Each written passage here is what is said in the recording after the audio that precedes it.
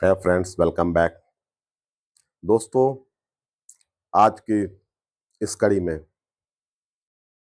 मैं बिहार या भारत के अन्य प्रांतों में होने वाले बाढ़ के नुकसान के विषय में बात कर रहा हूं।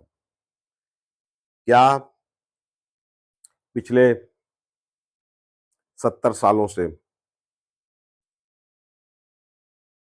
बिहार या अन्य प्रदेशों में आ रहे बाढ़ को भारत रोकने में नाकाम रहा है, या सिर्फ यह मान लें कि हम प्राकृतिक आपदा है, या हम यह मान लें कि हमारी इच्छा शक्ति ही मर गई है, या हम मान लें हमारी प्रशासनिक व्यवस्था भ्रष्ट है, या हम मान लें कि हमारे पास इंजीनियरों की कमी पड़ गई है, इंजीनियरिंग आइडिया खत्म हो गए हैं। क्या हम यह मान लें कि हमारे वैज्ञानिक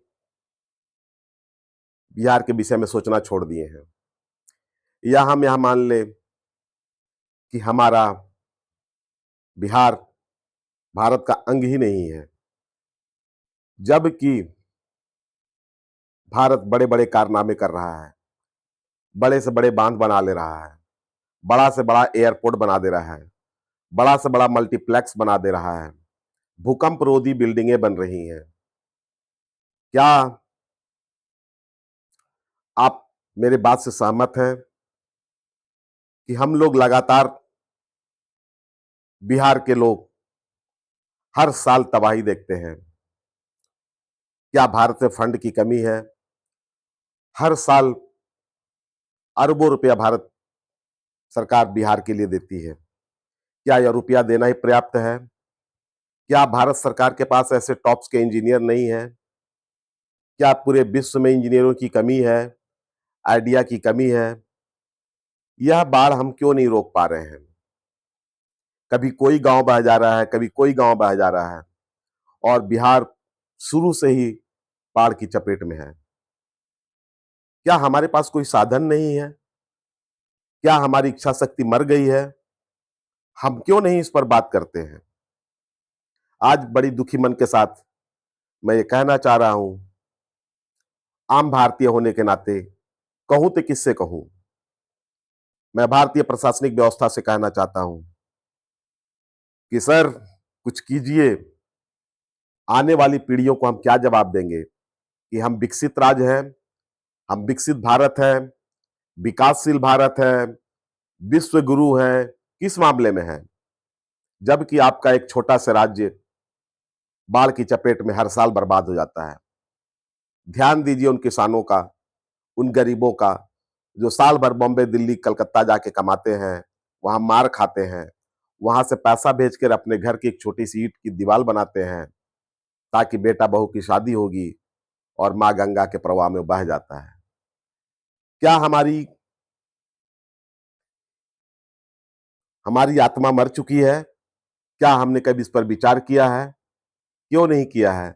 जबकि हमने रोडों का जंजाल बिछा दिया, पुलों का माला बना दिया है। भारत गडकरी जी ने अदम्य साहस दिखाया है, भारत को रोड माला से जोड़ दिया है। तो क्या गडकरी जैसा कोई और आदमी नहीं आ रहा है जो कि भारतीय प्रशासनिक व्यवस्था को देख सके? क्यों ना हम हर गांव में एक एक टापू ही बनवा दें? मेरे टापू का अर्थात क्या हुआ कि जिस तरह से गडकरी जी ने, भारतीय रेल ने, भारतीय पुल निगम ने बड़े बड़े समुद्रों में, नदियों में, पहाड़ियों में जो पुल बना दिया है, जो पिलर तैयार किए हैं, जबकि हमें पता है कि बिहार में हर साल बाढ़ आएगा, और बाढ़ का रोड मैप भी तैयार है। पिछले 70 सालों से देख रहे हैं कि बाढ़ का पैटर्न वही है। तो क्या हम अपने उस गांव की आबादी के लिए हम वहां पर पिलर डालकर गोल घर जैसा ऊंचा टावर नहीं बना सकते हैं, जो कि करंट लेवल से ऊंचा हो, रैंप की व्यवस्था हो, first floor, second floor, third floor, fourth floor, जिस तरह से सेक्रेटरिएट बनता है उसी तरह से गांव में की व्यवस्था कर दी जाए, ताकि ग्रामीण वहां पर बाढ़ की स्थिति में अपने घर द्वार को छेड़कर, अपने जान माल, अपने सामान को लेकर उस टावर में प्रवेश कर जाए। रैंप की व्यवस्था की जाए ताकि जानवर फर्स्ट फ्लोर में आ जाए, सेकंड फ्लोर में सामान रखा जाए, थर्ड फ्लोर में इसी तरह से उनके संविधानुसार आप हाइट बना दीजिए, और टॉप फ्लोर को ओपन रखिए, जहां की बाढ़ के बाद में स्कूल का काम हो, ग्राम प्रधान का कार्य हो, विद्यालय का कार्य चले, सरकार की तमाम योजनाएं उस बिल्डिंग से संचालित हो। क्या यह संभव नहीं है? हम हर गांव में छोटे छोटे स्कूल बना दे रहे हैं और सारे स्कूल बाढ़ में बह जा रहे हैं, बच्चों को वही परेशानी हो रही। तो क्या हम एक सेंट्रल स्ट्रक्चर नहीं बना सकते हैं जहां की 2-4 गांव के लोग आके रह सके इमरजेंसी में, और उसके बाद में वह स्ट्रक्चर सरकारी काम में उपयोग में लाया जाए, किसी में ब्लॉक हो जाए, कहीं में विद्यालय हो जाए, कहीं कॉलेज हो जाए, कहीं बीएड कॉलेज हो जाए। यह पॉसिबल है या नहीं है? मगर मुझे लगता है यह पॉसिबल है, और ये हमारी इच्छा शक्ति, प्रशासनिक इच्छा शक्ति की कमी है। हमारे देश में फंड की कमी नहीं है, हमारे देश में दानवीरों की कमी नहीं है, हमारे देश में अच्छे नेताओं की कमी नहीं है, मगर प्रशासनिक अमला जो कि हमारे नेताओं को मार्गदर्शन देता है, वह चाहे तो इस परिस्थिति से निकाल सकता है।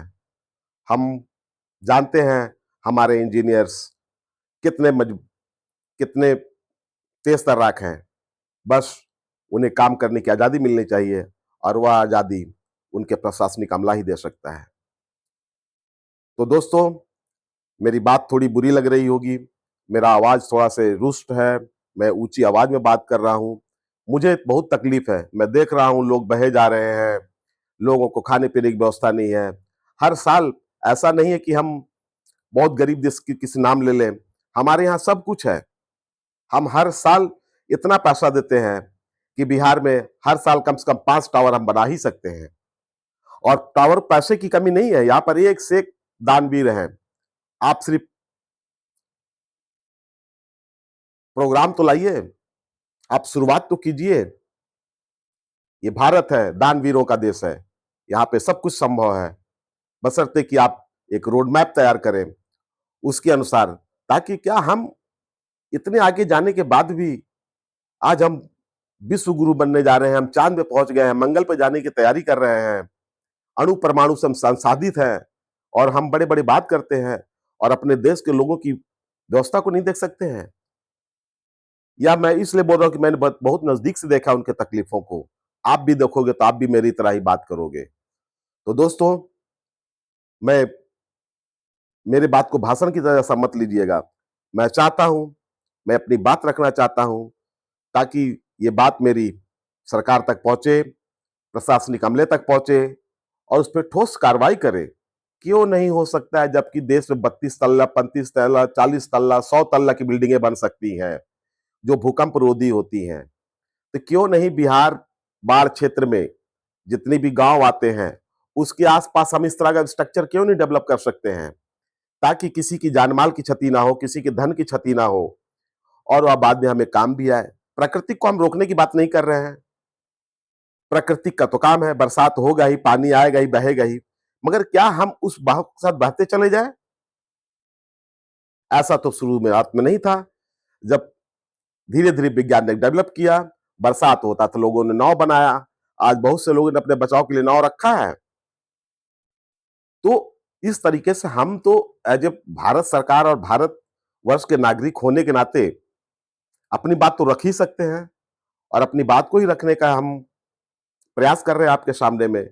और मैं आपसे विनती कर रहा हूं, अगर भारतीय अमला, प्रशासनिक अमला तक मेरी बात जाती है, जो हमारे प्लानिंग कमीशन है, जो पुल निर्माण विभाग से लोग हैं, जो स्टेडियम वगैरह का बड़ा बड़ा निर्माण करते हैं आर्किटेक्ट लोग, क्या मेरी बात से सहमत होंगे? क्यों नहीं कोई इस विषय में सोचता है? आज हमारे यहाँ हम पानी के अंदर मेट्रो दौड़ा दे रहे हैं, समुद्र के अंदर मेट्रो दौड़ा दे रहे हैं। क्या बिहार के लिए हम कुछ नहीं कर सकते हैं? कर सकते हैं, मगर पता नहीं ये आवाज क्यों दब जाती है, क्यों क्यों नहीं इसके लिए कोई मुखर होके बोलता है, चाहे वो बिहार का हो, बंगाल का हो। मैं बिहार, बंगाल, यूपी का नहीं, मैं पूरे भारतवर्ष की बात कर रहा हूँ। मैं भारतीय हूं, ना कि बिहारी हूं, ना तो यूपी का हूं, ना बंगाल का हूं, मैं पहले भारतीय हूं। भारतीय होने के नाते इंसानियत पर बोलना मेरा फर्ज है, मैं उसी पे बोल रहा हूं। तो दोस्तों, आशा करता हूं कि मेरी बात तमाम अधिकारियों तक पहुंचेगी।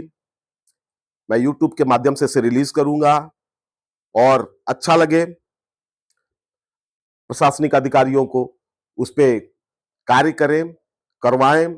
पता नहीं मैं जितना बोल पा रहा हूं, हमसे ज्यादा सक्षम हमारे अधिकारी हैं, हमारे सिविल इंजीनियर्स हैं, हमारे के आर्किटेक्चर्स हैं, सब हमसे बहुत तेज है। उनके दिमाग में प्लान होगा, मगर प्लान है तो क्यों नहीं कुछ धरातल पे दिख रहा है। समस्या इस बात की है कि हम हर साल करोड़ करोड़ सीमेंट का बोरा भरते हैं। आप अनुमान लगाइए ना कि हर साल आप बालू बैग में बालू भरवाते हैं, तटबंध बनवाते हैं।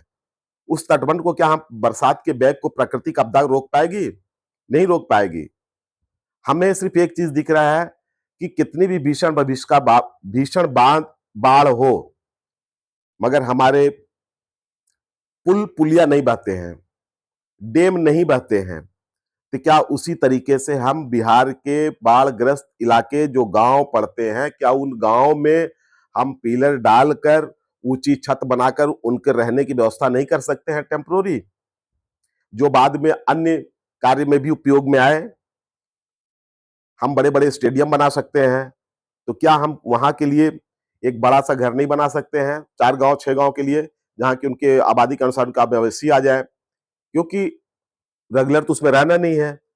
आवश्यकता अनुसार बाढ़ आ गई, सारे ग्रामवासी ऊपर चले गए, वहां कॉमन सरकार की तरफ से भोजनालय बन जाए, वहां भोजन बने, कॉमन सभी लोग खाएंगे पिएंगे, जानवरों के लिए चारा का इंतजाम रहेगा, जानवर चारा करेंगे, पढ़ने की व्यवस्था ऊपर में रहेगी, जितने दिन बरसात रहेगा उतने दिन सब रहेंगे वहां पर।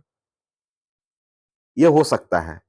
जब बड़ा से कुंभ मेला हो सकता है जिसमें करोड़ों लोग आ जा सकते हैं, तो ये सिर्फ दृढ़ इच्छा शक्ति की कमी है। वह इच्छा शक्ति जो योगी ने दिखाया था अपने उत्तर प्रदेश में, माननीय योगी जी ने। आज बड़े बड़े कार्य समय पर हो रहे हैं, माननीय गडकरी जी जिस तरह से करा रहे हैं, जो भी विभाग अपना कार्य कर रहा है, जल कल की योजना जो चल रही है पूरे भारत में अनावरत, कितनी सफलतापूर्वक चल रही है, उसी तरीके से एक परियोजना इसको भी लेने की जरूरत है। और हम उम्मीद करते हैं कि हमारा भारत और हमारे इंजीनियर्स, हमारे प्रशासनिक अधिकारी, हमारे नेतागण सक्षम है, यह कार्य अवश्य पूरा करेंगे। और मैं चाहता हूं कि और भविष्य में दोबारा इस तरह का किसी का घर ना बहे, क्योंकि बड़ी मुश्किल से घर बनता है। एक एक ईटा जोड़ के लाना पड़ता है, पेट काटना पड़ता है, तब एक ईटा खरीद पाते हैं। आज ईटा की कीमत, एक ईटे की कीमत 4 से 5 रुपए 6 रुपए तक हो गई है। बालू है, सीमेंट है, सरिया है, बना के मजदूरी करके लोग लगाते हैं, और बाद आशियाना हमारा देखते देखते आंखों के सामने बह जाता है। क्या करेगा बेचारा? रो भी तो नहीं सकता है। आंसू पोंछने वाला तो कोई होना चाहिए।